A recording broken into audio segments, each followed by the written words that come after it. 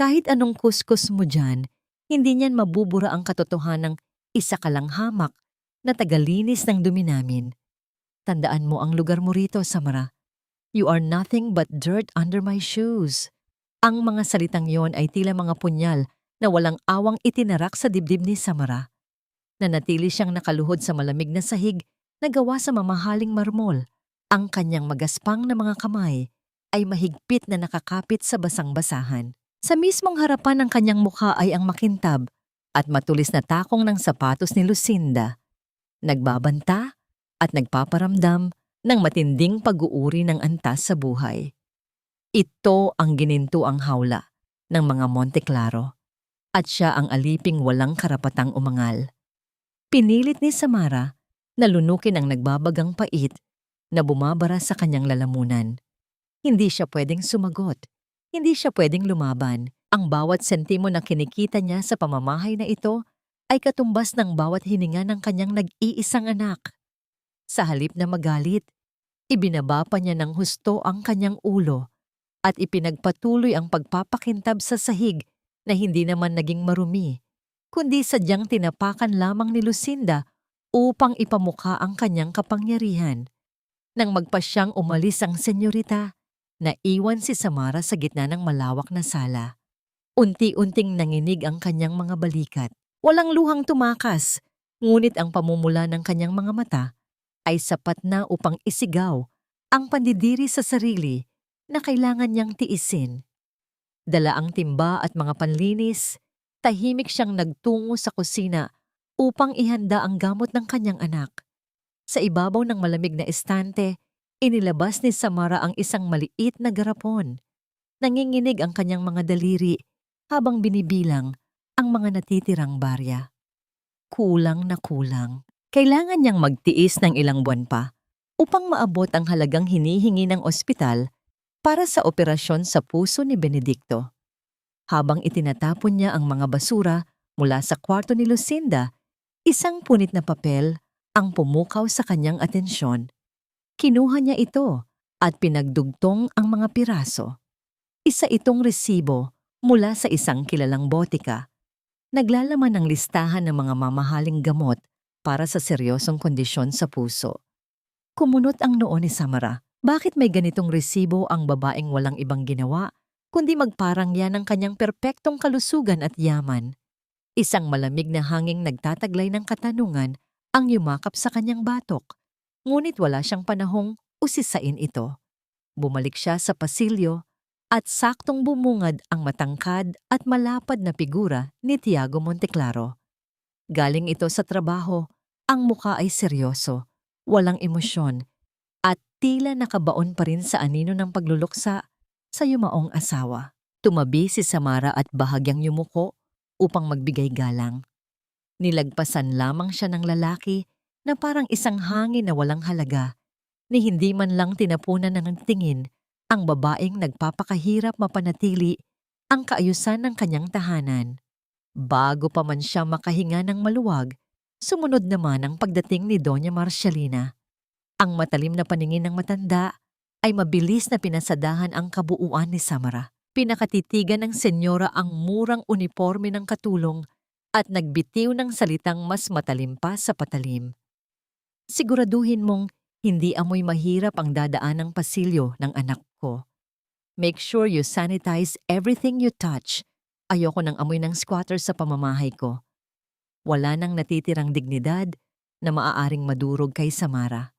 Ang tanging nagawa niya ay tumango ng mabagal, hinahayaan ang bawat panlalait na maging panggatong sa kanyang determinasyong mabuhay para kay Benedicto. Pagkatapos ng mahabang araw ng pang-aalipin, nakarating din si Samara sa maliit at mainit na kwarto na inilaan para sa kanila sa likod ng mansyon. Sa isang manipis na higaan, nakita niya ang kanyang 10 taong gulang na anak. Nakapikit si Benedicto, ngunit napansin ni Samara ang mahigpit na pagkuyom ng mga maliit nitong kamao at ang bahagyang panginginig ng mga labi nito. Lihim na iniinda ng bata ang paninikip ng kanyang mahinang dibdib, nagkukunwaring tulog upang hindi na makadagdag sa pagod ng kanyang ina. Tuluyan nang bumigay ang pader na itinayo ni Samara. Nanghihina siyang napaluhod sa gilid ng higaan. Ibinaba niya ang kanyang ulo sa dibdib ng anak at doon, tahimik na bumuhos ang mga luhang buong araw niyang pinigilan. Ang bawat paghigbi ay pilit niyang kinikimkim sa loob ng kanyang lalamunan. Ayaw gumawa ng ingay na maaaring makaabala sa mga halimaw na natutulog sa malaking mansyon. Naramdaman niya ang isang mainit at magaspang na kamay na dumapo sa kanyang buhok. Dumilat si Benedicto, ang mga mata nitong puno ng pangunawa na hindi akma sa kanyang murang edad. Gamit ang laylayan ng kanyang kupas na sando, banayad na pinunasan ng bata ang mga luha sa pisngi ng kanyang ina. "Huwag ka na pong umiyak, Nay. I'm okay po. Malakas pa po ako," bulong ni Benedicto. Pilit nang ngumingiti kahit na ang kanyang mga mata ay nanlalabo sa matinding pagod. Lalong nadurog ang puso ni Samara nang makita ang katapangan ng kanyang anak. Mahigpit niyang niyakap ang nagpapawis na bata at ibinaon ang kanyang mukha sa leeg nito. Sa madilim na sulok ng kwartong iyon, nag-alay siya ng isang tahimik ngunit marubdob na panalangin sa kalangitan. Ipinangako niya sa sarili na kahit gaano pa kadilim ang pamamahay na ito, kahit gaano pa katalim ang mga salitang ibato sa kanya ni Lucinda at Doña Marcialina, at kahit hindi siya makita bilang isang tao ng mismong lalaking pinaglilingkuran niya, titiisin niya ang lahat. Ibibigay niya ang kanyang dugo at laman. Madugtungan lamang ang buhay ng tanging nagbibigay ng liwanag sa kanyang mundo. Naging malalim at malamig ang gabi. Binalot ng nakakabinging katahimikan ang buong mansyon ng mga Monteclaro. Isang katahimikan na naghihiwalay sa marangyang buhay sa itaas at sa pagdurusa sa ibaba. Dahil sa labis na pagod ng katawan, nakatulog ng bahagya si Samara habang nakasandal sa gilid ng higaan. Ang kanyang isang kamay ay mahigpit na nakakapit sa laylayan ng damit ng kanyang anak upang masiguro na hindi siya aalis sa tabi nito. Ngunit ang pansamantalang kapayapaan ay malupit na ginambala ng marahas na pag-igting ng katawan ni Benedicto. Mabilis na nagmulat ng mga mata si Samara nang maramdaman ang sunod-sunod na panginginig ng bata. Ang hininga ni Benedicto ay naging mabigat at paputol-putol, tila isang taong nalulunod na nakikipagbuno sa hanging ayaw pumasok sa kanyang mga baga. Namimilipit ang bata sa sakit. Ang mga maliliit na daliri ay bumaon ng mahigpit sa kanyang sariling dibdib na tila pilit na pinapakalma ang pusong nagwawala. Sa ilalim ng malamlam na liwanag ng iisang bumbilya sa kwarto, nasaksihan ni Samara ang unti-unting pamumutla ng mga labi ng kanyang anak bago ito dumaan sa isang matinding pag-ubo na yumanig sa buong maliit nitong katawan. Isang madilim at malapot na likido ang sumaboy mula sa bibig ng bata. Dugo. Nanlamig ang buong pagkatao ni Samara at ang takot na matagal na niyang inililihim ay tuluyang sumabog at bumasag sa kanyang dibdib. Nawala ang kanyang pagkapagod. Binuhat niya ang nanghihinang katawan ni Benedicto. Hindi inalintana ang sariling panginginig at ang bigat ng bata. Tumakbo siya palabas ng kanilang maliit na silid at tinahak ang madilim at malamig na daan patungo sa likurang pinto ng malaking mansyon. Paulit-ulit niyang inihampas ang kanyang mga palad at kamao sa makapal na kahoy. Ang kanyang boses ay paos at nababasag sa matinding pagmamakaawa. Tinatawag ang pangalan ni Tiago, ni Lucinda, at kahit sinong kasambahay na maaaring makarinig at magdala sa kanila sa ospital. Subalit walang sumagot.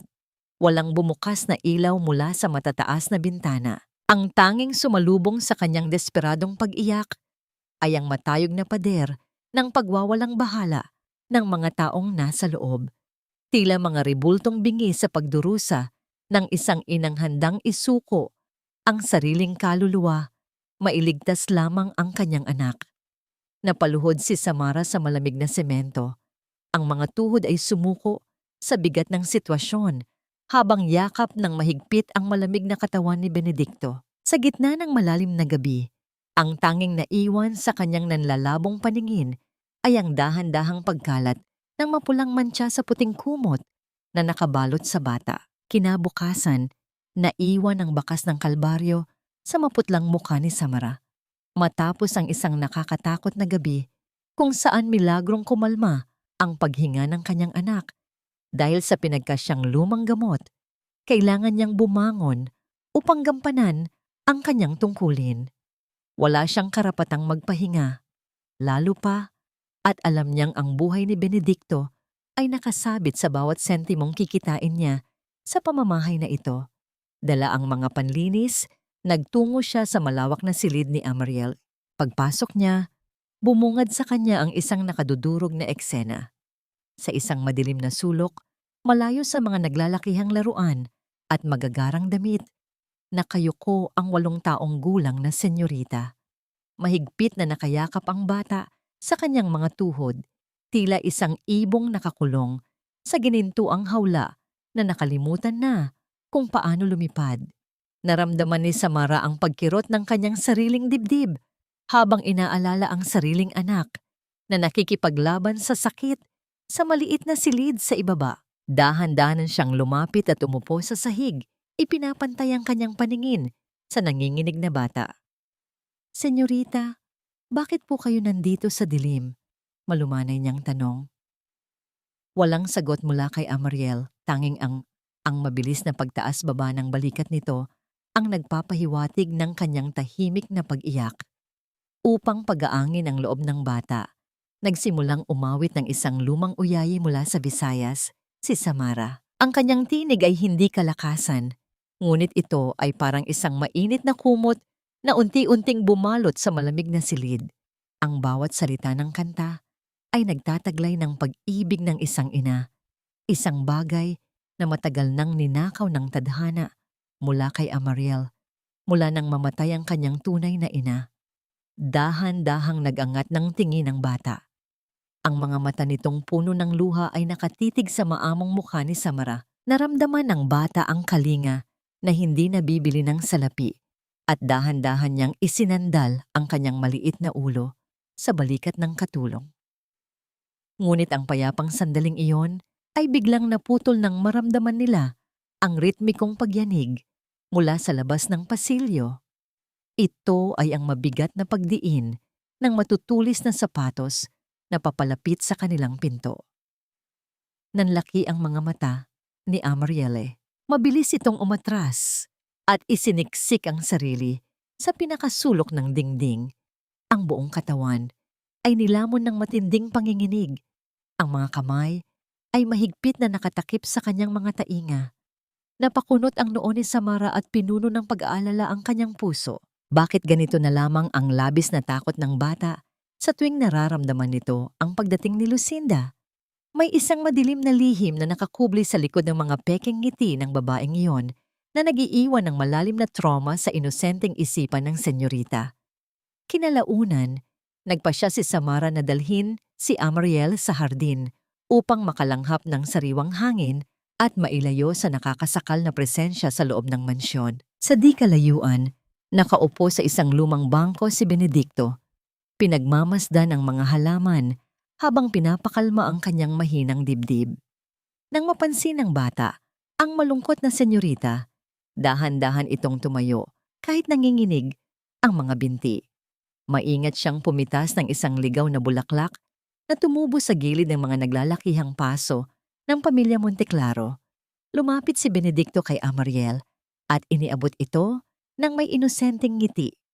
"Para sa iyo po, senyorita," sabi po ng nanay ko. "Ang mga bulaklak daw po ay nakakapawi ng lungkot." Nag-alangan man noong una, unti-unting iniabot ni Amariel ang kanyang maliit na kamay upang tanggapin ito.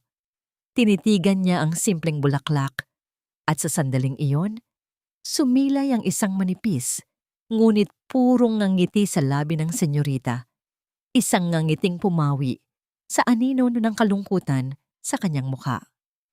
Mula sa loob ng madilim na sasakyan na kapapasok lamang sa tarangkahan, nakita ni Tiago ang lahat.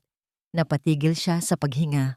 Nakapako ang kanyang paningin sa mukha ng kanyang anak habang pinagmamasdan itong nakikipag-usap sa anak ng kanyang bagong katulong. Matagal na niyang ninanakaw ang oras at atensyon na dapat ay para kay Amariel, inililibing ang sarili sa patong-patong na trabaho upang takasan ang sakit ng pagkaulila.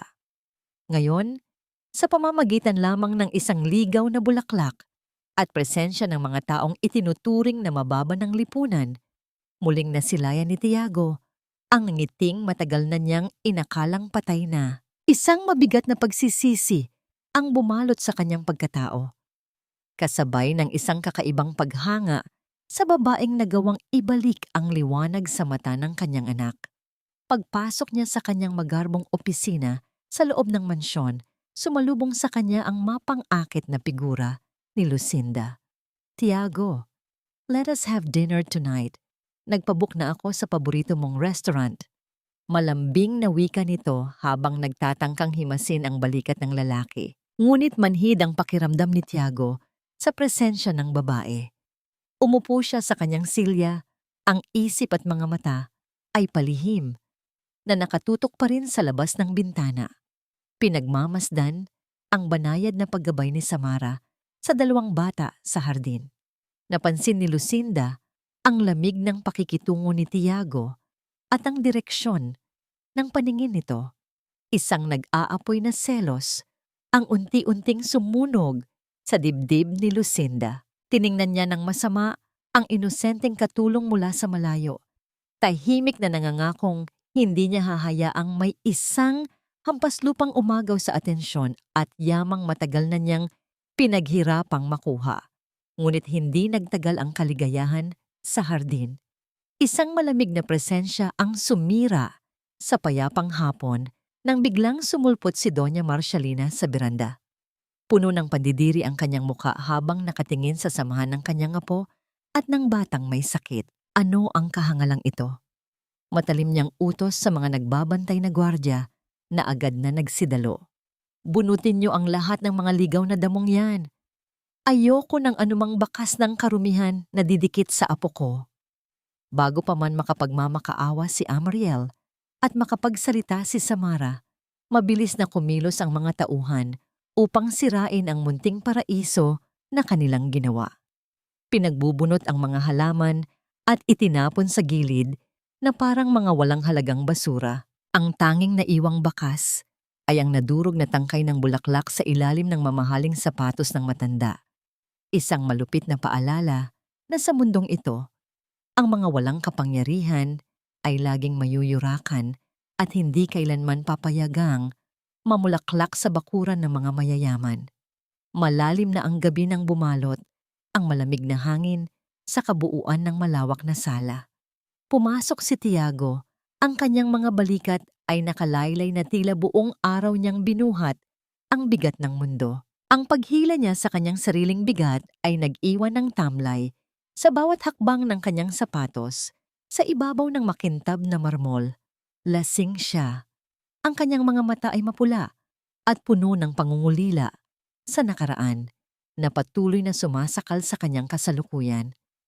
Napasandal siya sa haligi, pinipikit ang mga mata habang pilit na nilalabanan ang pag-ikot ng kanyang paningin at ang pait ng alak na sumusunog sa kanyang sikmura. Wala siyang inuwi ang tahanan.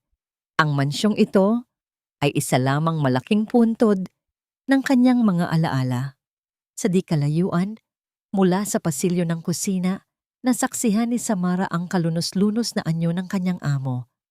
Kahit pa itinuturing siya nitong parang hangin lamang noong mga nakaraang araw, at kahit pa patuloy ang pagyurak ng pamilyang ito sa kanyang pagkatao, hindi matiis ng pusong ina ni Samara na pabayaan ang isang taong halatang nagdurusa sa kalungkutan. Tahimik siyang nagtungo sa kusina. Gamit ang mga natirang sangkap, nagluto siya ng mainit na arroz caldo. Nang maihain na niya ito sa isang mangkok, maingat siyang lumapit sa hapagkainan kung saan nakayuko si Tiago na nakapatong ang noo sa malamig na salamin ng mesa. Inilapag niya ang umuusok na pagkain sa harap ng lalaki. Ang mainit na singaw ng luya at manok ay unti-unting pumuno sa malamig na silid. Nagdadala ng isang pamilyar na amoy ng pag-aaruga na nagpabagal sa paghinga ni Tiago. Dahan-dahan siyang nag-angat ng tingin. Nagtagpo ang kanilang mga paningin Sa ilalim ng malamlam na ilaw, walang salitang namutawi, ngunit sa malalim na titig ng lalaki, tila may isang makapal na yelo ang dahan-dahang natutunaw sa kanyang dibdib. Nang iabot ni Samara ang kutsara, sinadya niyang ibaba ng bahagya ang kanyang kamay upang hindi magdikit ang kanilang mga balat. Isang malinaw na paggalang sa distansya ng kanilang mga estado sa buhay. Subalit sa kakarampot na espasyong yon sa pagitan ng kanilang mga daliri, naramdaman ni Tiago ang isang matinding init. Isang kuryente ng pag-aalala na matagal na niyang hindi nararanan ko. Para siyang isang ligaw na barko na nakakita ng liwanag mula sa isang parola sa gitna ng unos. Sa unang pagkakataon, matapos ang 3 taon ng pagluluksa, naramdaman niyang inuuwian niya ang isang bahay na may buhay. Mula sa itaas ng hagdanan, isang pares ng matatalim na mata ang nakamasid sa nangyayari. Nakatayo si Lucinda sa dilim, mahigpit na nakakapit ang kanyang mga daliri sa inukit na kahoy ng hawakan ng hagdan hanggang sa mamuti ang kanyang mga buko. Ang kanyang dibdib ay naglalagablab sa isang selos na wumawasak sa kanyang pagtitimpi. Ang malumanay na pag-aalaga ng isang hamak na katulong ay nagbibigay ng pabor at kapayapaan kay Tiago na hindi niya magawang makuha kahit na ibinuhos na niya ang lahat ng kanyang pera, ganda at panlilinlang. Umurong siya patungo sa anino ng ikalawang palapag upang hindi makita. Inilabas niya ang kanyang telepono at sinimulan ng isang patagong pakikipag-usap. Ang kanyang boses ay isang malamig na bulong na sumasabay sa ihip ng hangin sa labas. Make sure everything is set with the foundation's funds at siguruhin mong malinis ang pangalan ni Dr. Salazar kapag nag-audit ang board. I want total control over that charity money. Kailangan nating gawa ng paraan para matanggal ang basurang umaaligid sa teritoryo ko. Ang pangarap niyang maging kaisa-isang reyna ng mansyon ay hindi kailanman maaaring agawin ng isang babaeng nagpapalimos lamang ng awa. Nang makapasok si Tiago sa kanyang malawak na kwarto, pagkatapos ubusin ang inihain sa kanya, dinala niya ang walang laman na mangkok. Umupo siya sa gilid ng kanyang kama. Tinititigan ang porselana na naglalaman ng init na nagpakalma sa kanyang nagwawalang sikmura at magulong isipan. Hinagod niya ang kanyang mukha gamit ang magkabilang palad. Nakaramdam siya ng matinding hiya. Paano niya nagawang ipagkait ang pagmamahal sa sariling anak na si Amriel at maging bulag sa mga tao sa paligid niya habang ang isang babaeng pinagkaitan ng tadhana ay nagagawa pang mag-alok ng dalisay na pag-aaruga nang walang hinihinging kapalit? Ang luha ng pagsisisi ay unti-unting namuo sa gilid ng kanyang mga mata. Isang patunay ng pusong nagsisimula pa lamang muling matutong makaramdam. Ngunit ang tahimik na sandali ng pagkamulat na yon ay marahas na binasag ng isang karimlan na gumagapang sa labas ng kanyang pinto. Sa kabilang dulo ng pasilyo, nagising si Amariel dahil sa matinding pagkauhaw at takot sa dilim. Habang naglalakad ang bata patungo sa itaas ng hagdanan upang humingi ng tulong, isang malaking anino ang biglang humarang sa liwanag ng buwan na tumatagos mula sa malaking bintana. Isang figura na nagtataglay ng nakakapasong lamig at galit ang mabilis na humakbang palapit sa kanya. Umangat ang paningin ng bata at nakita ang isang pamilyar ngunit nakakatakot na mukha na nagpakunot ng kanyang noo at nagpatigil ng kanyang paghinga. Sa matinding gulat at panginginig ng mga tuhod, mabilis na napaurong si Amarielle. Nawala ng balanse ang kanyang maliliit na paa sa pinakadulo ng baitang. Ang kanyang maliit na katawan ay bumulusok pababa. Tumama ng mariin at masakit sa bawat matigas na gilid ng kahoy hanggang sa bumagsak ang kanyang maliit at walang malay na figura sa malamig na sahig ng unang palapag. Sa halip na sumaklolo at tulungan ang nakadupang senyorita, tahimik at walang awang umatras ang matangkad na anino patungo sa kadiliman. Iniiwan ng bata sa gitna ng panganib na siya mismo ang may gawa. Isang mahinang halinghing ng sakit mula sa inosenteng bata ang unti-unting nilamon ng nakakabinging katahimikan ng mansyon. Ang malamig na simoy ng hangin sa loob ng ospital ay tila nakakapasong yelo na patuloy na tumutusok sa balat ni Tiago. Nakatayo siya sa gilid ng puting kama, pinagmamasdan ang namumutlang mukha ni Amariel na may benda sa noo dahil sa pagkahulog mula sa hagdan. Nang imulat ng bata ang kanyang mga mata, ang unang hakbang ni Tiago bilang isang ama ay ang iabot ang kanyang malalaking kamay upang yakapin ang anak. Subalit isang matinding panginginig ang yumanig sa buong katawan ni Amariel. Sa halip na salubungin ang pag-aaruga ng ama, mabilis itong umurong. Ang mga mata ay nanlalaki at puno ng isang malalim na takot na tila nakakita ng isang halimaw mula sa dilim. Puno ng desperasyon, inabot ng bata ang laylayan ng damit ni Samara. Mahigpit na ibinaon ni Amariel ang kanyang maliit na mukha sa dibdib ng yaya. Itinatago ang sarili mula sa buong mundo. Banayad na hinagod ni Samara ang likod ng umiiyak na senyorita. Inuusal ang mga salitang nagpapatahan na hindi magawang bigkasin ni Tiago. Bumagsak ang mga kamay ng lalaki sa kanyang tagiliran.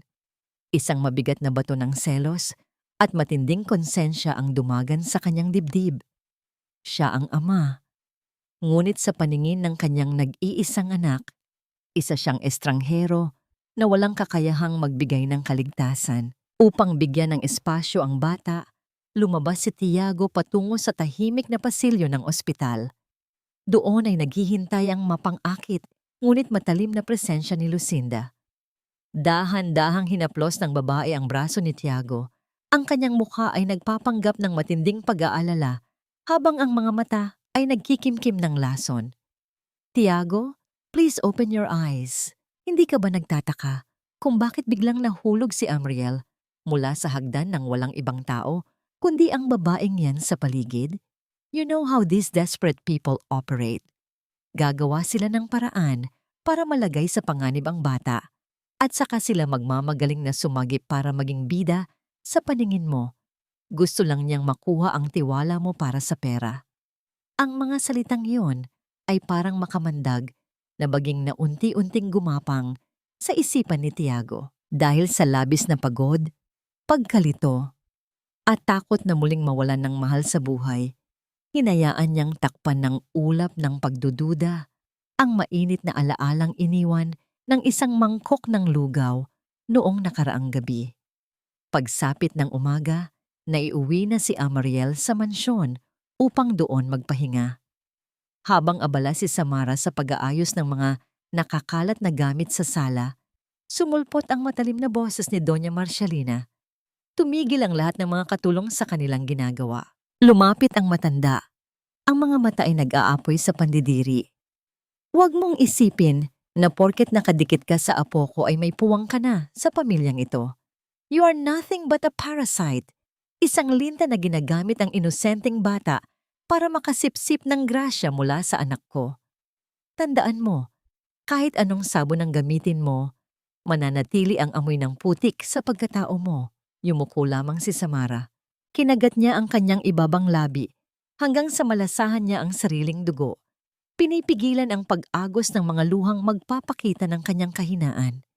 Iniyukon niya ang kanyang ulo at tahimik na tinanggap ang bawat panlalait. Inaako ang lahat ng sakit, alang-alang sa perang magdudugtong sa hininga ng kanyang anak. Ngunit hindi niya alam, sa likod ng manipis na pinto ng kwarto ng mga katulong, nakasandal ang maliit na katawan ni Benedicto. Dinig na dinig ng batang may sakit ang walang awang pagyurak sa dignidad ng kanyang ina. Nanginginig ang kanyang mga tuhod at mahigpit niyang kinuyom ang kanyang maliliit na kamao. Sa halip na magalit sa matanda, bumaling ang matinding puot ng bata sa kanyang sarili. Tinitigan niya ang kanyang sariling dibdib. Tahimik na isinusumpa ang mahinang puso na naging dahilan kung bakit kailangang magpaalipin at maging pamunas ng paa ang inang labis niyang minamahal. Gamit ang nanginginig na mga kamay, maingat siyang nagtimpla ng kape mula sa libreng pakete na ibinigay ng kusinera. Umaasang ang simpleng inumin na ito ay magbibigay ng kahit kakarampot na init sa nanlalamig na kaluluwa ni Samara mamaya. Kinahapunan, Nagkasalubong sina Tiago at Samara sa gitna ng mahabang pasilyo ng ikalawang palapag. Dala ni Samara ang mga malilinis na tuwalya. Nag-angat siya ng tingin. Ang kanyang mga mata ay naghahanap ng pamilyar na kalinga mula sa lalaking nakasama niya sa kusina. Subalit nang magtama ang kanilang paningin, nakita niya ang mabilis na pag-iwas ni Tiago. Binalot ng malamig na pader ang mukha ng lalaki, tila walang nakita, at dire-diretsyong naglakad patungo sa kanyang opisina. Ang mabigat na pagsara ng malaking pinto ng opisina ay nag-iwan ng isang matinding kirot sa dibdib ni Samara. Ang panlalait ni Doña Marcialina ay masakit, subalit ang pagbaliwala at paglayo ng lalaking unti-unting nagpapabilis ng tibok ng kanyang puso ay isang sugat na walang gamot. Isang patak ng luha ang lumandas sa kanyang pisngi. Tinatanggap na ang mga taong tulad niya ay hindi kailanman karapat-dapat sa pag-ibig na lampas sa kanilang antas. Pagsapit ng hating gabi, nang ang buong mansyon ay nilamon ng nakakabahalang katahimikan at ang mag-inang Samara at Benedicto ay mahimbing nang natutulog dahil sa labis na pagod, isang madilim na anino ang nagsimulang gumalaw. Naglalakad si Lucinda sa pasilyo. Ang kanyang mukha ay inuukitan ng isang demonyong nangiti. Sa loob ng kanyang palad ay mahigpit niyang hawak ang isang kumikinang na bagay. Ang pilak na susi ng nakasarang kwarto ng yumaong asawa ni Tiago. Ang mismong susing ilang araw nang hinahanap ng buong kabahayan. Ang mabagal at nakakakilabot na pag-usad ng mga metal na bisagra sa pinto ng kwarto ni Samara ay naghudyat ng pagpasok ng isang bangungot. Anong uri ng lason ang itatanim ng babaeng ito upang tuluyang wasakin ang buhay ng isang inang walang ibang kasalanan, kundi ang magmahal? Ang marahas na pagbuhos ng tubig mula sa madilim na kalangitan ay tila naghuhugas sa buong lupain ng alabang. Nag-iiwan ng malabong paningin sa sinumang susubok na tumitig sa labas ng bintana. Sa gitna ng walang awang pananalasa ng bagyo, isang maliit na figura ang patuloy na nakikipaglaban sa lamig at hangin sa gitna ng malawak na hardin ng mga Monteklaro. Walang pakialam si Samara kung mabilis na bumaon ang ginaw sa kanyang mga buto at dumikit ang kanyang manipis na damit sa kanyang nanginginig na balat. Ang tanging nasa isip niya ay ang mga paso ng sampagita, ang mga halamang itinanim ni na Amariel at Benedicto na sumisimbolo sa munting pagkakaibigan ng dalawang bata. Ito na lamang ang natitirang alaala ng nangiti ng senyorita bago ito nahulog sa hagdan at hindi papayag si Samara na tangayin ito ng baha o sirain ng hangin. Bawat paso na kanyang binubuhat ay mabigat at madulas. Ngunit ang kanyang mga braso ay pinatatag ng determinasyon ng isang ina na ayaw makita ang pagkabigo sa mga mata ng mga bata. Mula sa malaking pintuan ng mansyon, isang lalaki ang humahangos na lumabas. Hindi na inintindi ni Tiago kung mababasa ang kanyang mamahaling sapatos o kung sisirain ng ulan ang kanyang maayos na pananamit. Nakita niya ang paghihirap ni Samara sa gitna ng dilim at sa halip na tawagin ang mga gwardya, ang kanyang sariling mga paa ang nagdala sa kanya patungo sa babae. Mabilis niyang binuksan ang malaking itim na payong at itinapat ito sa ibabaw ni Samara. Hinahayaang ang sarili niyang likod ang saluhin ng malalakas na patak ng ulan. Napahinto si Samara sa pagbubuhat. Dahan-dahan siyang nag-angat ng tingin at nakita ang basang mukha ng kanyang amo. Ang mga mata nito ay puno ng pag-aalala na tumunaw sa lamig ng bagyo. "Sir Tiago, basang-basa na po kayo. Pumasok na po kayo." Ang nanginginig na pakiusap ni Samara, hiyang-hiya sa sitwasyon. "Hindi ko hahayaang magkasakit ang nag-iisang taong nagmamalasakit sa anak ko." Ang mariing sagot ni Tiago. Ang boses ay mababa, ngunit malinaw sa gitna ng ugong ng hangin. Sabay silang tumakbo patungo sa makitid na silong sa gilid ng mansyon. Doon, sa ilalim ng maliit na bubong, ang mundo ay biglang lumiit para sa kanilang dalawa. Ang ingay ng ulan sa paligid ay tila naging isang harana na nagkukulong sa kanila sa isang pribadong sandali. Dinig ni Samara ang mabigat na paghinga ni Tiago at ramdam niya ang init na nagmumula sa katawan ng lalaki na nasa tabi niya lamang. Napakaliit ng distansya sa pagitan nila. Isang dangkal na lamang ang naghihiwalay sa amo at sa katulong. Ngunit sa sandaling iyon, ang mga titulong iyon ay tila inanod na ng baha. Tinitigan ni Tiago ang babaeng nasa kanyang harapan. Basang-basa ang buhok ni Samara na dumikit sa kanyang leeg at ang kanyang mga labi ay nanginginig sa ginaw. Sa halip na makita ang isang empleyada, nakita ni Tiago ang isang babaeng may pambihirang lakas at ganda na hindi kayang tapatan ng anumang alahas. Kusa niyang hinubad ang kanyang tuyong tuwalya na nakasabit sa kanyang balikat kanina bago lumabas at maingat itong isinuklob sa ulo ni Samara. Dahan-dahan niyang pinunasan ang mga patak ng tubig sa pisngi ng babae. Nang magdampi ang dulo ng kanyang mga daliri sa balat ni Samara, isang boltahe ng kuryente ang dumaloy sa kanilang pareho. Isang tahimik na pag-amin ng damdaming pilit na sinusupil ng lipunan. Napapikit si Samara sa sobrang kaba at kilig. Ang kanyang puso ay tumitibok. Nang mabilis na tila nakikipagkarera sa patak ng ulan. Sa loob ng ilang segundo, ninais niyang tumigil ang oras. Ninais niyang manatili sa ilalim ng silong na yon kung saan siya ay hindi isang mahirap na ina, kundi isang babaeng pinahahalagahan. Sa itaas, mula sa bintana ng kwarto ni Amariel, isang anino ang nakamasid. Nakatayo si Lucinda. Ang kanyang mga kuko ay bumaon sa kurtina habang pinapanood ang tagpong iyon. Ang kanyang mukha ay nabaluktot sa matinding puot at selos. Ang paraan ng pagtingin ni Tiago kay Samara ay isang tingin na kailanman ay hindi ibinigay sa kanya. Puno ng respeto, puno ng lambing, at puno ng pagnanasa. Alam ni Lucinda na kung hindi siya kikilos ngayon, tuluyan nang mawawala sa kanya ang lahat. Ang kanyang mga mata ay nagdilim at isang desisyon ang nabuo sa kanyang isipan, isang desisyon na walang kinalaman sa pag-ibig kundi sa pagwasak. Kinabukasan, humupa na ang bagyo, ngunit isang mas malaking unos ang dumating sa buhay ni Samara. Habang abala siya sa paghahanda ng almusal, isang mensahero ang dumating na may dalang sulat mula sa foundation ng kumpanya ni Tiago. Nanginginig ang mga kamay ni Samara habang binubuksan ang sobre. Ang bawat salita na nakasulat sa papel ay tila hatol ng kamatayan. Ikinalulungkot naming ipaalam na ang subsidiya para sa operasyon sa puso ni Benedicto Llorente ay pansamantalang sinususpinde dahil sa kakulangan ng pondo at pagbabago sa pamunuan ng charity board. Nanlabo ang paningin ni Samara.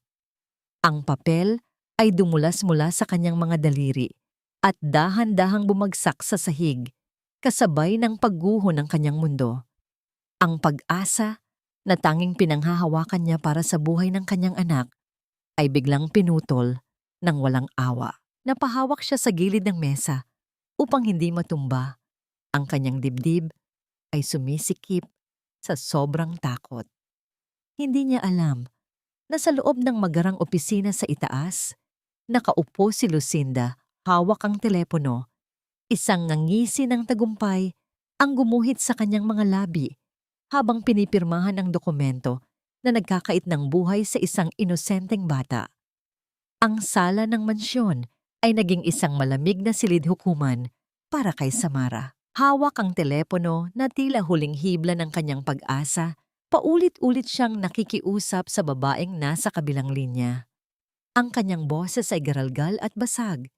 Ang bawat salita ay isang pagsusumamo na nagmumula sa pinakailalim ng kanyang kaluluwa. Miss, parang awa niyo na po. Kailangan po ng anak ko ang operasyon. Nakasalalay po ang buhay niya rito. Ngunit ang boses sa telepono ay walang emosyon, mekanikal, at paulit-ulit lamang na sinasabi ang mga patakaran na tila binabasa mula sa isang makapal na libro ng kalupitan. Sa loob ng kanyang magarang opisina, nakaupo si Lucinda habang pinapakinggan ang lahat sa pamamagitan ng conference call. Ang isang kilabot ng ngiti ay dahan-dahang gumuhit sa kanyang mga labi. Siya ang bagong pinuno ng charity board at ang kapangyarihan na hawak niya ngayon ay higit pa sa salapi. Ito ay ang kapangyarihang magbigay at bumawi ng buhay. Bawat hikbi na naririnig niya mula kay Samara ay musika sa kanyang pandinig. Isang matamis na tagumpay na nagpapatunay na siya ang laging mananalo sa huli. Nang bumalik si Samara sa kanilang silid, dala-dala ang bigat ng buong mundo sa kanyang mga balikat. Isang mas nakadudurog na tanawin ang kanyang natunghayan. Nakaupo si Benedicto sa sahig. Ang likod ay nakasandal sa malamig na pader. Namumutla ang kanyang mga labi at bawat paghinga niya ay isang pakikipaglaban. Nang makita niya ang pagdating ng kanyang ina, pilit niyang itinago ang kanyang paghihirap. Ngunit hindi niya napigilan ang isang marahas na pag-ubo. Sumuka siya ng dugo sa isang lumang basahan. "Nay, ayos lang po ako," ang mahinang bulong ni Benedicto. Ang mga mata ay puno ng luha. "Huwag na po kayong gumastos para sa akin. Itabi niyo na lang po ang pera para sa inyo." Ang mga salitang iyon ay mas matalim pa sa punyal na tumagos sa puso ni Samra. Niyakap niya ang anak, hinahayaan ang sariling luha na dumaloy ng walang tigil. Ang kanyang kaluluwa ay sinasakal ng matinding kawalan ng pag-asa. Kinahapunan, habang naglilinis si Samara sa isang hindi nagagamit na silid-aklatan, isang anino ang humarang sa pintuan. Naroon si Lucinda, nakatayo na parang reyna. Ang kanyang mga mata ay nagliliyab sa panunuya. Isinara niya ang pinto. Ikinukulong silang dalawa sa isang nakakabinging katahimikan. "I heard what happened to your son. Kawawa naman." Ang panimula ni Lucinda. Ang kanyang boses ay puno ng pekeng awa. "But you know, I can help you." Hawak ko ang approval ng foundation. Isang sinag ng pag-asa ang biglang sumilay sa mga mata ni Samara. "Talaga po, ma'am? Gagawin ko po ang lahat." "Lahat?" Ang pag-uulit ni Lucinda. Ang kanyang manang ngiti ay nagbago at naging isang mapanganib na ngisi. Lumapit siya kay Samara. Bawat hakbang ay may bigat ng isang banta. "Simple lang ang gusto ko. Aaminin mo na ninakawan mo si Tiago. Aalis ka sa pamamahay na ito at hindi ka na magpapakita kailanman. Kapag ginawa mo yan, pipirmahan ko ang papeles na magliligtas sa anak mo. Your son's life in exchange for your dignity. It's a fair deal, isn't it?" Gumuho ang mundo ni Samara. Ang hangin ay tila ninakaw mula sa kanyang mga baga at ang kanyang mga tuhod ay nanghina. Nakatitig siya kay Lucinda, hindi makapaniwala sa demonyong nasa kanyang harapan. Ito ang kabayaran sa pag-ibig na hindi pa man nagsisimula. Ang buhay ng kanyang anak. Matapos ang malupit na pag-uusap, lumabas si Samara na parang isang kaluluwang nawala sa sariling katawan. Nagtungo siya sa kanyang silid. Ang bawat hakbang ay isang pagtahak sa impyerno. Umupo siya sa gilid ng higaan at kinuha ang paboritong laruan ni Benedicto, isang maliit at kupas na teddy bear. Mahigpit niya itong niyakap, ibinaon ang kanyang mukha sa lumang tela at nilanghap ang amoy ng kanyang anak. Sinusubukang humugot ng lakas mula sa isang bagay na sumisimbolo sa lahat ng kanyang ipinaglalaban. Ngunit bago pa man niya mapag-isipan kung aling landas ng pighati ang kanyang pipiliin, isang matinis at galit na boses ang umalingaw-ngaw mula sa itaas. Isang boses na nagpatigil sa pag-ikot ng kanyang mundo at nagbabadya ng isang bagong unos. "Nasaan ang diamanteng ipit ng aking yumaong manugang? Sino ang walang hiyang magnanakaw sa pamamahay na ito?" Ang sigaw ni Doña Marcialina ay parang kidlat na gumuhit sa buong mansyon. Bawat salita ay isang akusasyon na dahan-dahang gumagapang patungo sa direksyon ng isang inang nasa bingit na ng kawalan. Ang galit na boses ni Doña Marcialina ay patuloy na umalingaw-ngaw sa buong sala, tila isang kulog na nagbabanta ng malakas na ulan. Isang malaking eskandalo ito. Ang diamanteng ipit ng aking yumaong manugang ay nawawala. Hindi ito maaaring mangyari.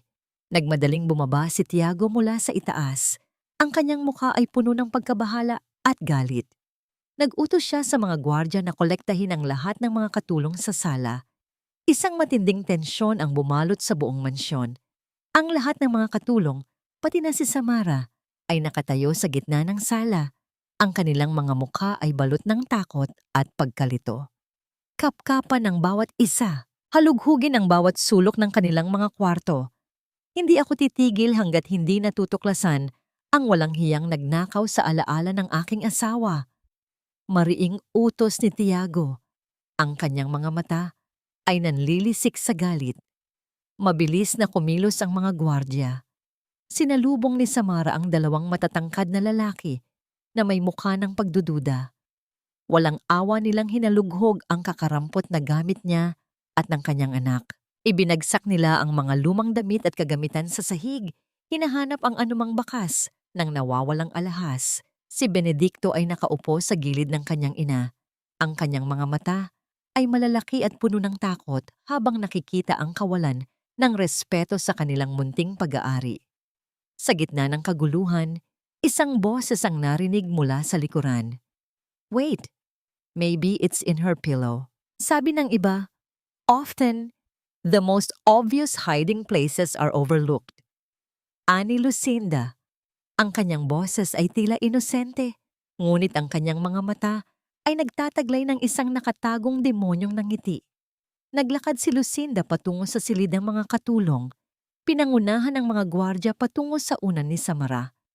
Walang nagawa si Samara kundi panoorin ang kanilang bawat galaw. Ang kanyang puso ay nanlamig sa takot at pangamba. Alam niyang ito ang patibong. Dahan-dahang kinuha ng isang gwardya ang una ni Samara. At mula sa loob ng punda, sa hindi inaasahang pagkakataon, bumagsak ang isang kumikinang na diamanteng ipit sa sahig. Tumama ito sa matigas na sahig ng silid. Ang kinang nito ay nagpapatunay ng matinding halaga. Nanlaki ang mga mata ng lahat. Ang sala ay nilamon ng nakakabinging katahimikan. Bumalik ang gwardya sa sala, bitbit ang nakita. "Sir, narito po ang nawawalang diamante. Natagpuan po sa una ni Samara." Ang lahat ng paningin ay sabay-sabay na napadako kay Samara. Ang mga mata ni Doña Marcialina ay nagliyab sa galit at tagumpay. Ang mga katulong ay nagbubulungan at nagtatago ng kanilang mga mukha. Si Tiago, na kanina ay punong-puno ng galit, ay biglang nanigas sa kanyang kinatatayuan. Nakatitig siya kay Samara. Ang kanyang mga mata ay naghahanap ng anumang paliwanag, anumang pagtatanggol.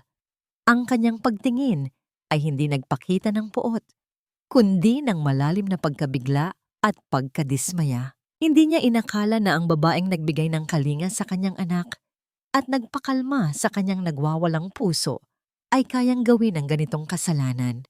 Sa gitna ng mga naghuhusgang mata at nagdududang paningin, nag-angat ng tingin si Samara. Nakita niya ang mapanuyang ng ngiti ni Lucinda. Dahan-dahan, itinuro ni Lucinda ang kanyang mga mata kay Benedicto na nakatayo sa tabi ng kanyang ina. Ang kanyang maliit na katawan ay nanginginig sa takot. Isang tahimik na banta ang ipinarating ni Lucinda kay Samara, ang buhay ng kanyang anak. Ang diamante sa sahig ay tila isang malamig na kinang na nagpapahiwatig ng kanyang pagbagsak. Ngunit sa ilalim ng kinang na iyon, may bahid ng putik. Hindi niya kailanman magnanakaw. Alam niya ang totoo. Ngunit paano niya ipaglalaban ang katotohanan kung ang kapalit ay ang buhay ng kanyang anak? Nanginginig ang kanyang mga labi. Alam niyang ang bawat salita na lalabas sa kanyang bibig ay magdedesisyon sa kapalaran ng kanyang mahal na Benedicto. Ang sala ng mansyon ay nilamon ng nakakabinging katahimikan matapos ibagsak ng gwardya ang diamanteng ipit. Nakatayo si Samara sa gitna ng silid. Ang kanyang mga mata ay nanlalabo sa mga luhang pilit niyang pinipigilan. Ang bawat pares ng mata sa kanyang paligid ay naghuhusga. Ngunit ang pinakamasakit ay ang titig ni Tiago. Isang tingin na puno ng pagkabigo at isang malamig na pagdududa. Walang ibang pagpipilian. Ang buhay ng kanyang anak ay nakasalalay sa kanyang pagkilala sa isang kasalanang hindi niya ginawa. Dahan-dahan, itinungo ni Samara ang kanyang ulo. Ang kanyang mga balikat ay nanginig, habang ang kanyang labi ay nanginginig sa sakit. Opo, ako po ang nagnakaw ng diamante. Anang bawat salitang lumabas sa kanyang bibig ay parang basag na salamin na humihiwa sa kanyang sariling lalamunan. Dumudugo ang kanyang kaluluwa sa pagtalikod sa kanyang sariling dangal. Pilit niyang inalis ang tingin kay Tiago. Hindi niya kayang salubungin ang pagtingin ng lalaking unti-unting kumawala sa kanyang puso dahil sa kanyang kasinungalingan. Nagdilim ang mukha ni Tiago. Ang kanyang tiwala ay durog na durog. Hindi ko akalain na may makakaya kang gawin na ganito, Samara. Akala ko naiiba ka. Malamig at walang emosyon niyang sinabi. Ang boses ni Tiago ay tila naghuhukay ng libingan para sa lahat ng mainit na sandali na kanilang pinagsamahan. Lumayas ka. Ngayon na. Ayoko nang makita ang pagmumukha mo sa pamamahay ko. Mabilis na tumakbo si Amariel patungo kay Samara. Ang mga luhang dumadaloy sa pisngi ng bata ay parang mga ilog ng pighati. Mahigpit siyang kumapit sa laylayan ng damit ni Samara. Yaya, huwag ka pong umalis. Huwag mo po akong iwan. Ang paos na pagmamakaawa ni Amariel. Ang kanyang maliit na katawan ay nanginginig sa matinding takot na muling maiwanan. Nanginginig ang mga kamay ni Samara. Sa isang sandali, ninais niyang yakapin ang bata. Ninais niyang baliwalain ang lahat at ipaglaban ang kanyang sarili. Ngunit ang larawan ni Benedicto na nahihirapan ay mabilis na gumuhit sa kanyang isipan. Isinasantabi ang pagmamahal at pangako. Pilit niyang inalis ang mahigpit na pagkakahawak ni Amariel. Ang kanyang mga daliri ay nanginginig habang dahan-dahan niyang inilalabas ang isang mali at manipis na sobre mula sa bulsa ng kanyang apron at patago itong isiningit sa bulsa ng munting damit ng bata. Isang pangkalahatang paalam na hindi sinabi ng mga salita. Umalis na po kayo, senyorita. Ang mahinang bulong ni Samara, ang kanyang boses ay tila isang hangin na dumadaan lamang. Walang emosyon. Pilit na pinatigas ang kanyang puso. Pinihit niya ang kanyang likod. Hinayaan ang mga mata ni Amariel na masaksihan ang kanyang pagtalikod. Isang pagtalikod na sinadya upang hindi na kumapit pa ang bata. Sa isang sulok, nakatayo si Lucinda. Ang kanyang mga labi ay nakangisi ng tagumpay.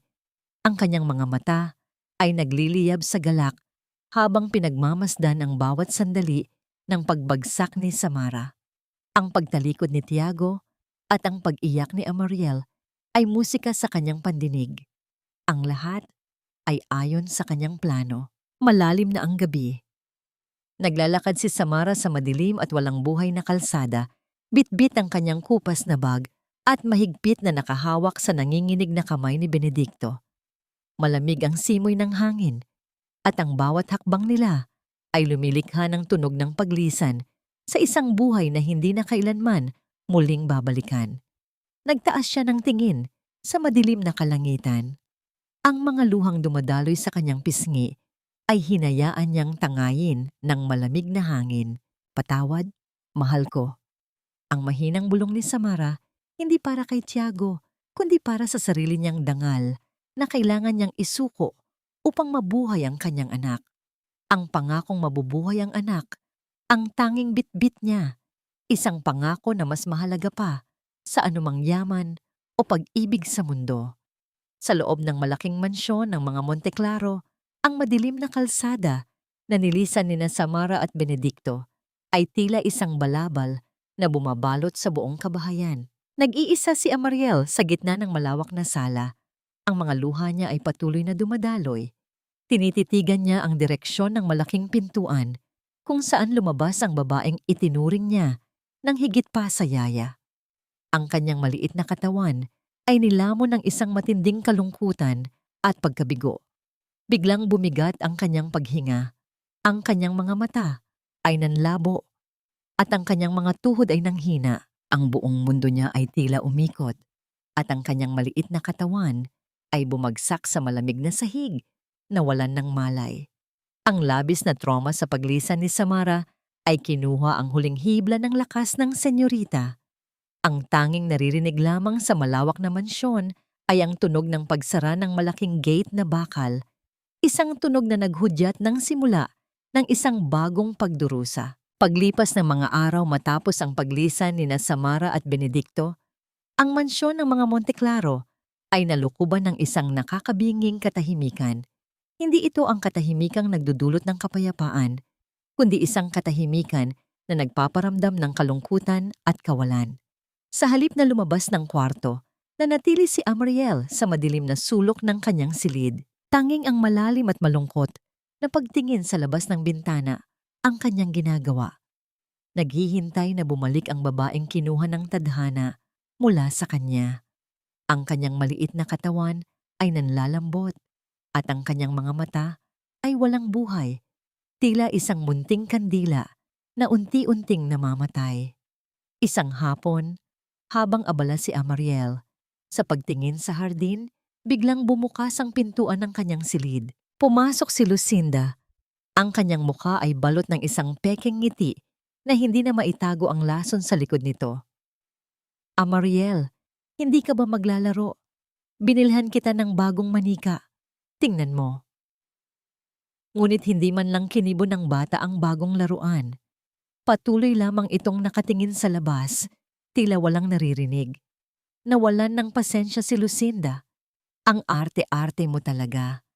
Isa ka lang spoiled brat na hindi marunong magpahalaga sa mga bagay. Dahil sa labis na galit, mabilis niyang hinawakan ang braso ng bata.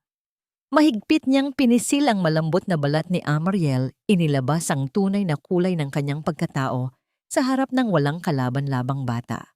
Dapat lang na umalis ang yaya mo, ginagamit ka lang niya.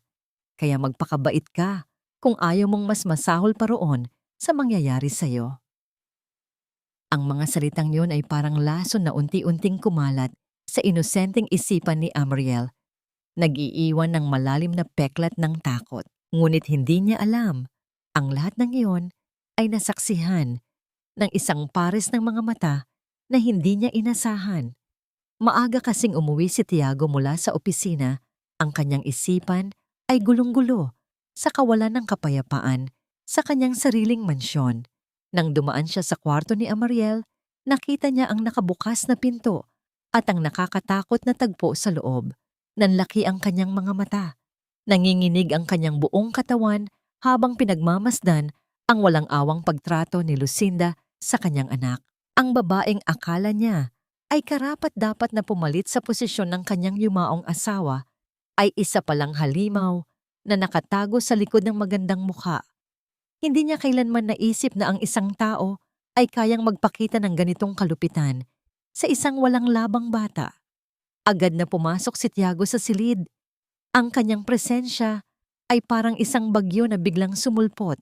Ano ang ginagawa mo sa anak ko, Lucinda? Ang kanyang boses ay mababa, ngunit puno ng isang naglalagablab na galit na ngayon lamang nakita ni Lucinda. Mabilis na binitawan ni Lucinda ang braso ni Amariel.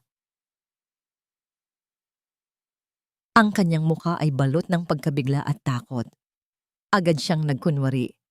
Tiago, I'm just trying to discipline her. Ang tigas-tigas kasi ng ulo niya. Hindi makinig. Ngunit huli na ang lahat.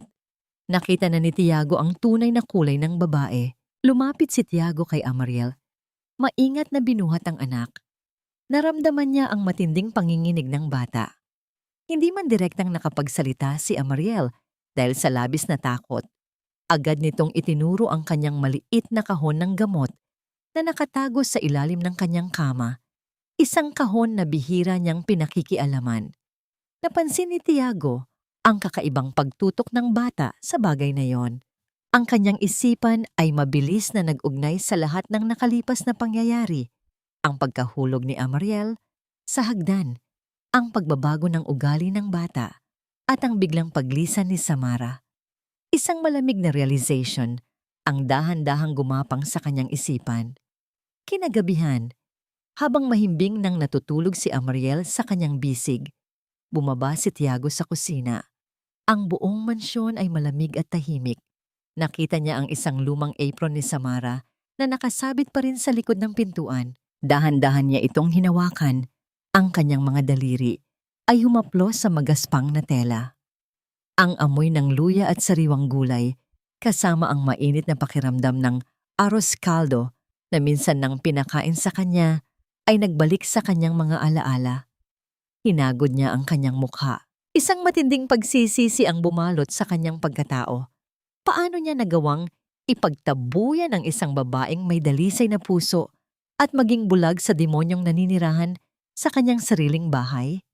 Sa loob ng kanyang opisina, matapos patulugin si Amariel, mabilis na kinontak ni Tiago ang investigador na inupahan niya upang siyasatin ang nawawalang diamante at ang pagkawala ng pondo ng foundation.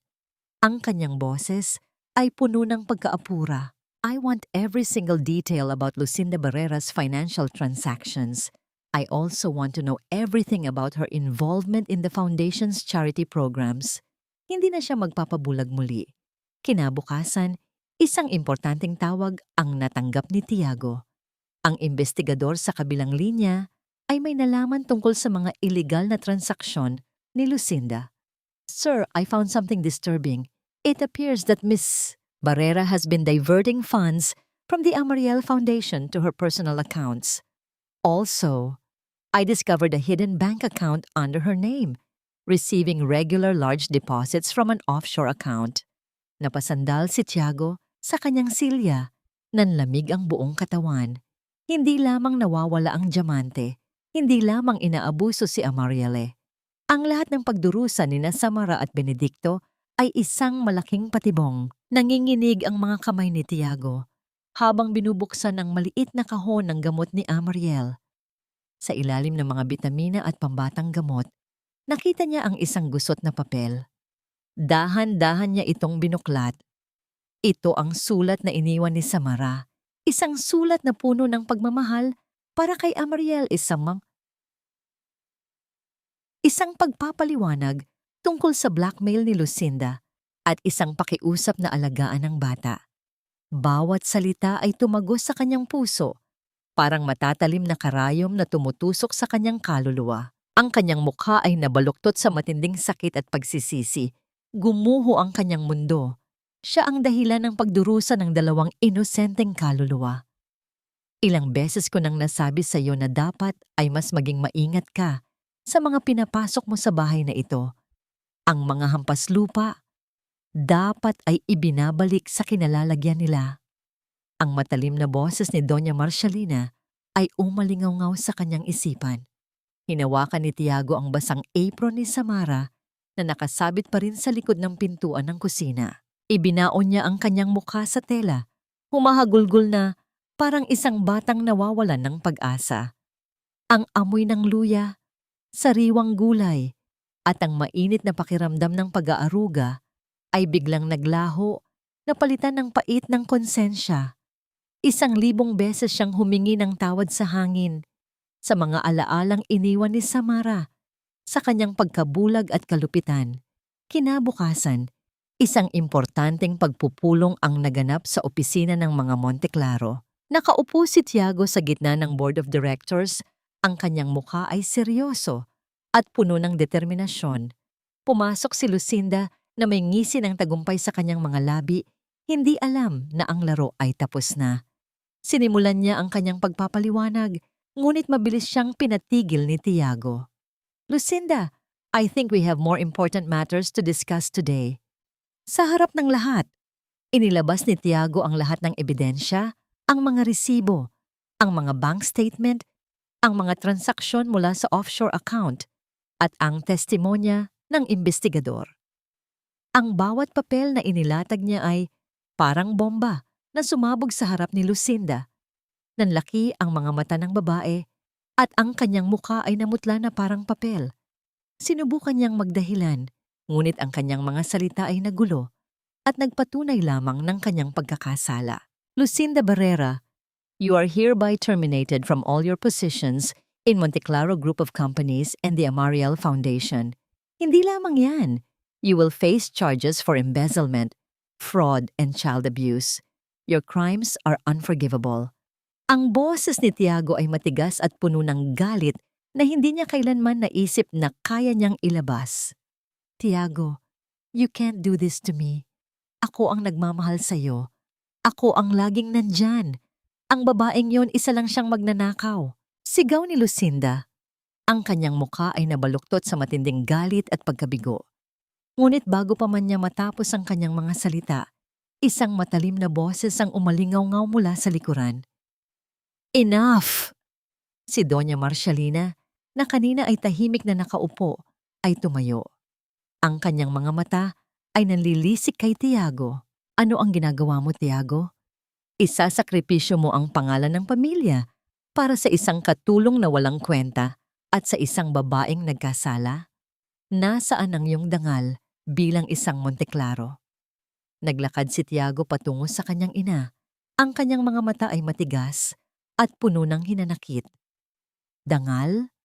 Ang dangal ng pamilya ay pinatay natin noong pinaalis natin ang tanging taong may totoong puso sa bahay na ito.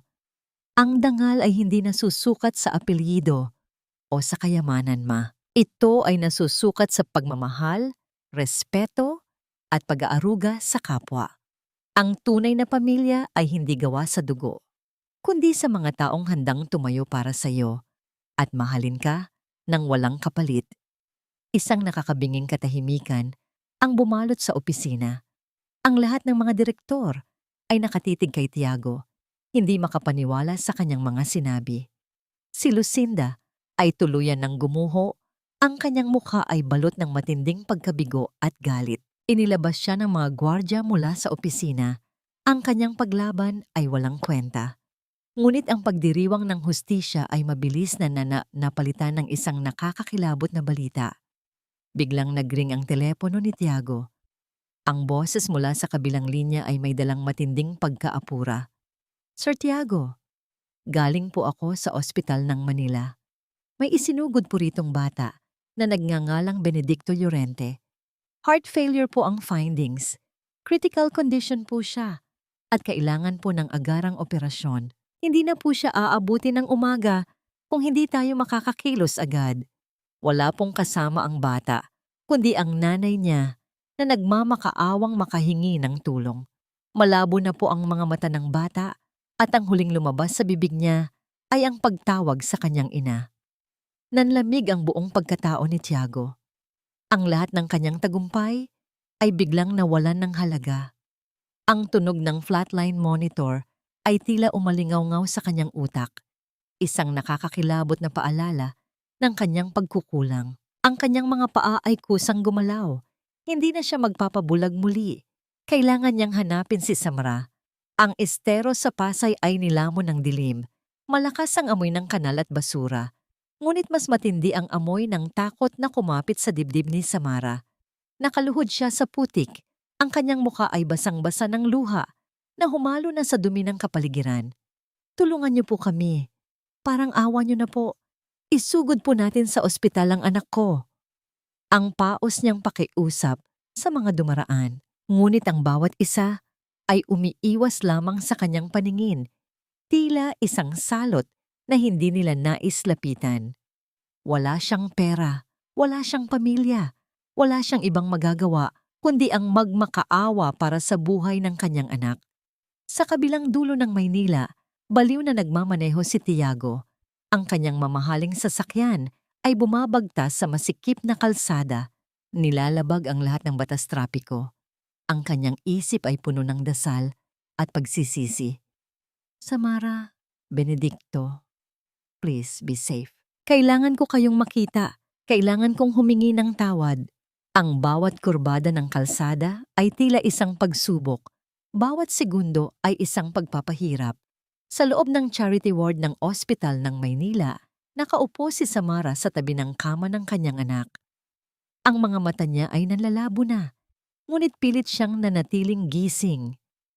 Hawak niya ang nanginginig na kamay ni Benedicto, na ngayon ay halos hindi na gumagalaw. Ang bata ay pinapagpawisan ng matindi, ang kanyang mga labi ay halos asul na, at ang kanyang paghinga ay halos hindi na maramdaman. Dahan-dahan, nagsimulang umawit si Samara ng isang lumang uyayi. Ang boses ay basag, ngunit puno ng pagmamahal. Ang kanyang puso ay nananalangin na sana, sa pamamagitan ng kanyang awit, ay mailigtas niya ang kanyang anak. Ngunit habang umaawit siya, ang mga mata ni Benedicto ay dahan-dahang pumipikit, tila isang munting bituin na unti-unting namamatay sa kalangitan. Benedicto, anak, huwag kang susuko. Nay, nandito lang. Nay, mahal na mahal ka. Bulong ni Samara, ang kanyang mga luha ay patuloy na dumadaloy. Samantala, sa kabila ng malakas na ulan at baha, patuloy ang paghahanap ni Tiago. Ang address na ibinigay ng ospital ay nagdala sa kanya sa isang mahirap na komunidad. Lumabas siya mula sa kanyang sasakyan, hindi inintindi ang putik na dumidikit sa kanyang mga sapatos. Hinahanap niya ang bawat sulok, bawat eskinita. Ang kanyang puso ay puno ng matinding kaba. Samara! Samara! Narito ako! Please, nasaan kayo? Ang paos niyang tawag sa gitna ng dilim. Ngunit ang oras ay tila walang awa.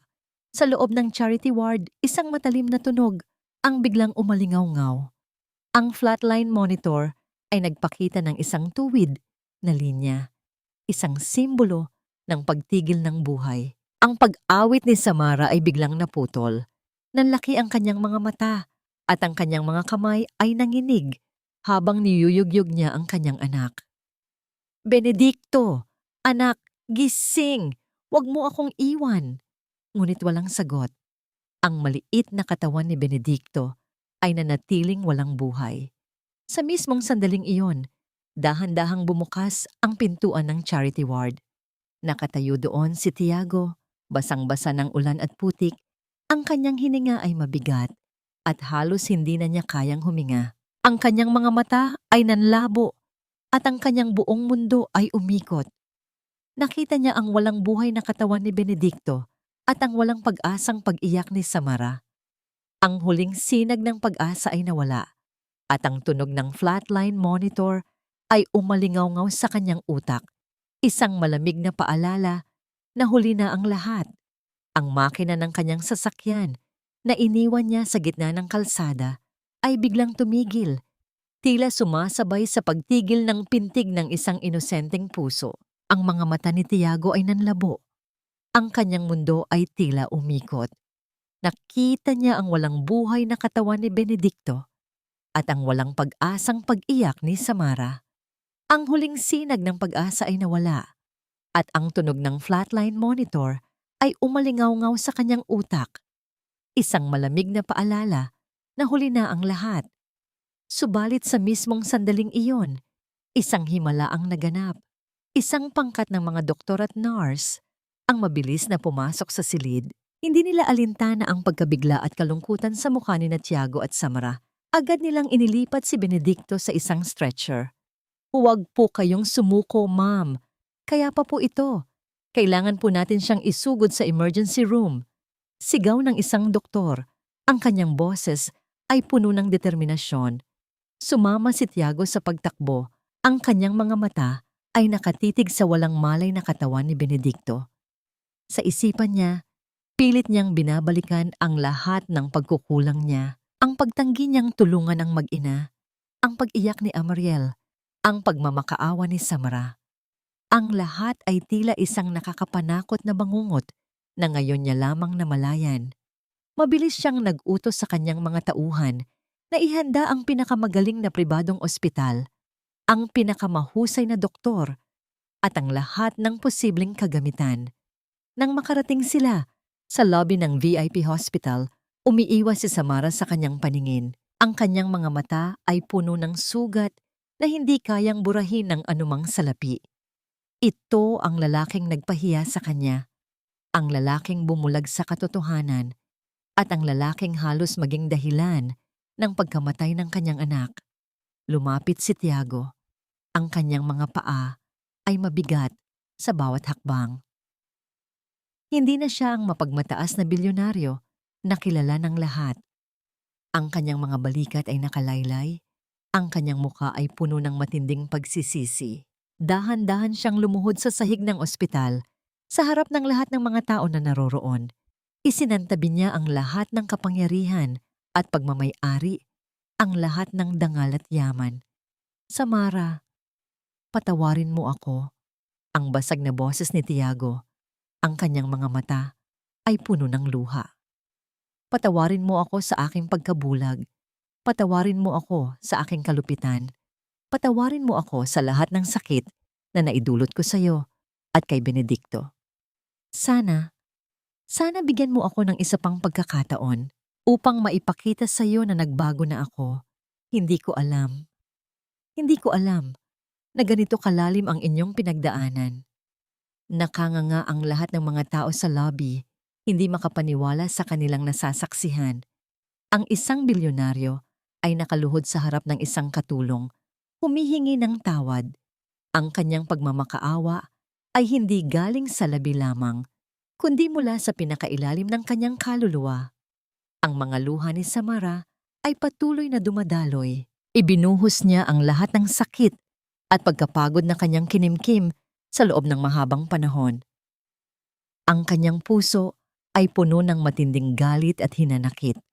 Ngunit sa parehong oras, naramdaman din niya ang isang kakaibang pag-asa. Dahan-dahan niyang inilabas ang kanyang kamay at tinanggap ang panyong inabot ni Tiago. Maingat na pinunasan ni Tiago ang dumi sa mukha ni Samara, isang simbolo ng pantay na pagtingin at pag-ibig. Niyakap niya ang babae. Hinayaan ang mga bisig niya na ibalot sa nanginginig na katawan ni Samara. Tila sinasabi na hinding-hindi na niya ito hahayaang masaktan muli. Matapos ang ilang oras ng matinding paghihintay, lumabas ang doktor mula sa operating room. Ang kanyang mukha ay puno ng pagod, ngunit may isang matamis na ngiti. Naging matagumpay po ang operasyon. Stabilized na po ang kalagayan ni Benedicto. He's a fighter. Nagising na po siya at hinahanap ang kanyang nanay. Ang balita ay parang isang matamis na himig na pumuno sa buong ospital. Niyakap ni Samara si Tiago. Ang kanyang mga luha ay mga luha na ng kasiyahan at pasasalamat. Ngunit ang pinakamatamis na sandali ay naganap sa loob ng recovery room. Dahan-dahang iminulat ni Benedicto ang kanyang mga mata. Nakita niya ang kanyang ina na nakatitig sa kanya. Ang kanyang mga mata ay puno ng pagmamahal. Sa tabi ni Samara ay nakatayo si Tiago. Hinawakan ni Tiago ang kamay ni Samara at ang isang malalim na ngiti ay gumuhit sa kanyang mga labi. Sa isang inosenteng pagtingin, tinitigan ni Benedicto si Tiago. Tatay? Ang mahinang bulong ni Benedicto, ang kanyang boses ay tila isang munting huni ng ibon na kakagising lamang.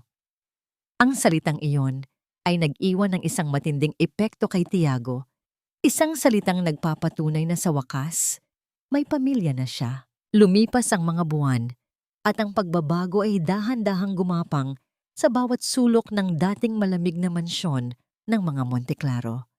Ngunit bago pa man dumating ang kapayapaan sa loob, kinailangang harapin ng bawat isa ang kinahantungan ng kanilang mga pinili. Sa isang masikip at malamig na selda, nakaupo si Lucinda. Ang dating kinang ng kanyang ganda ay kupas na. Ang kanyang mga mata ay nanlalabo at puno ng hinanakit. Nakasuot siya ng uniforme ng bilanggo. Ang kanyang mga kamay ay nakatali sa likod ng rehas. Ang kanyang kapalaran ay isang malupit na karma. Ang lahat ng kayamanan, kapangyarihan, at pagmamay-ari na kanyang hinangad ay nawala. Napalitan ng kawalan ng kalayaan at ang matinding pagsisisi sa kanyang mga kasalanan. Ang kanyang demonyong namangiti ay tuluyan ng naglaho, napalitan ng isang mapait na hindi na niya kayang itago. Sa isang sulok ng malawak na hardin ng mansyon, tahimik na nakaupo si Doña Marcialina sa isang bench. Ang kanyang mga mata ay nakatitig sa dalawang bata na masayang nagtatakbuhan sa hardin ng Sampaguita. Hindi na siya ang dating matapang at mapagmataas na senyora. Ang kanyang mukha ay puno ng isang kakaibang kalungkutan, ngunit may isang bahid ng pag-unawa. Dahan-dahan, natututo siyang tanggapin na ang halaga ng pamilya ay hindi nasusukat sa apelyido o sa kayamanan, kundi sa mga puso na handang magmahal ng walang kondisyon. Bagaman hindi pa ganap na nagbabago ang kanyang puso, ang kanyang pagtanggap sa pamilyang binubuo ng mga Monteclaro, Llorente at Amriel ay isang malaking hakbang tungo sa paghahanap ng kanyang sariling kapayapaan. Sa gitna ng hardin, masayang nagtatakbuhan sina Amriel at Benedicto. Pareho silang malusog, puno ng buhay, at ang kanilang mga tawanan ay pumupuno sa bawat sulok ng mansyon. Si Benedicto ay ganap ng gumaling matapos ang matagumpay na operasyon. Si Amarielle naman ay muling bumalik ang kanyang nabangiti. Ang kanyang mga mata ay puno ng liwanag at pag-asa. Ang kanilang pagkakaibigan ay naging isang simbolo ng paghilom, isang patunay na ang pag-ibig ay kayang lampasan ang anumang pagsubok ng buhay. Sa balkonahe, magkatabi na nakatayo sina Tiago at Samara. Magkahawak kamay sila. Ang kanilang mga mata ay nakatitig sa magandang tanawin ng hardin. Si Samara ay hindi na isang katulong. Siya ngayon ang pinuno ng Amarielle Foundation, isang organisasyon na itinatag ni Tiago upang tulungan ang mga batang may sakit at nangangailangan. Hindi na siya ang babaeng nakaluhod sa putik, kundi isang babaeng puno ng lakas, determinasyon at dangal. Samara, napatawad mo na ba talaga ako? Ang mahinang tanong ni Tiago, ang kanyang boses ay puno ng pagmamahal. Tumingin si Samara sa kanyang mga mata. Ang kanyang ngiti ay puno ng pag-unawa at pagpapatawad. Matagal na kitang pinatawad, Tiago. Dahil alam kong ang bawat pagsubok na pinagdaanan natin ay nagdala sa atin sa lugar na ito. Sa isang lugar kung saan natutunan nating mahalin ang isa't isa at tanggapin ang bawat isa ng walang kondisyon. Dahan-dahan inilapit ni Tiago ang kanyang mukha kay Samara at isang matamis at banayad na halik ang dumapo sa noo ng babae. Ito ay isang halik na puno ng respeto, pagmamahal at pangako. Isang pangako na hindi na niya kailanman hahayaang masaktan si Samara o ang kanyang pamilya. Isang hapon, sabay-sabay silang nagtungo sa hardin. Si Tiago, Samara, Amarielle at Benedicto ay magkakasamang nagtanim ng isang bagong puno ng sampagita. Ang bawat pala na inilalagay nila sa lupa ay isang simbolo ng kanilang bagong pamilya. Isang pamilya na hindi gawa sa dugo, kundi sa pagmamahal, pag-unawa at pagpapatawad. Ang kanilang tahanan ay hindi na isang malamig at malaking mansyon, kundi isang mainit at puno ng pag-ibig na kanlungan. Ang kwento ni Tiago at Samara ay isang patunay na ang tunay na halaga ng isang tao ay hindi nakasalalay sa kanyang yaman o posisyon sa lipunan, kundi sa kanyang kakayahang magmahal, magpatawad, at yumakap sa mga taong itinakda ng tadhana upang maging bahagi ng kanyang buhay. Ang bawat sugat na kanilang natamo ay naging isang aral, isang landas tungo sa isang mas malalim na pag-ibig at isang mas makabuluhang buhay. Sa huli, natagpuan nila ang kapayapaan hindi sa pagtakas sa nakaraan, kundi sa pagyakap dito at sa pagbuo ng isang kinabukasang puno ng pag-asa at pagmamahalan.